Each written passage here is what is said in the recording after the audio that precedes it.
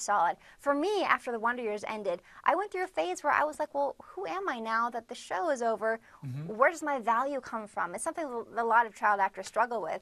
And I happened to be at UCLA at the time and decided to get a degree in math.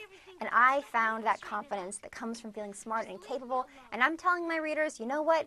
When you see a challenge, go for it. If there's a math problem you think you can't do, that's when you attack it. And that's how you build yourself into a stronger human being. You are so right. And you know what? You got me hooked at the very beginning of the book when you talk about, hey, you want to win an argument, ladies?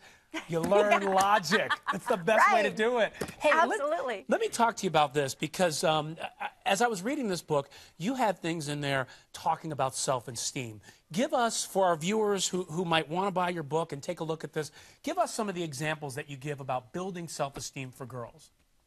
Well, building self-esteem, you can do that in many ways. First and foremost, absolutely studying something like math because it makes your brain stronger, and that gives you an enormous sense of self-esteem that I gained, like I was saying, at UCLA.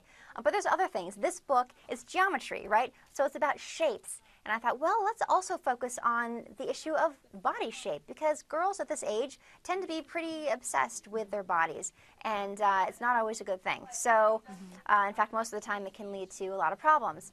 And so in all my books, I have things for self-esteem, whether it be how to de-stress, what to do if you take a test and you failed and you're feeling horrible, you know, all sorts of things just to help girls get through life.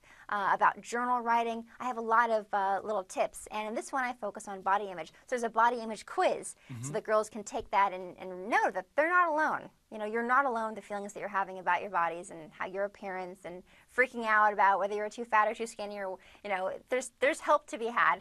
And I love weaving these things into a math book because it just makes it more interesting and it's more of a holistic approach. I'm writing books that I wish that I had at that age. I love that sentiment. Yeah.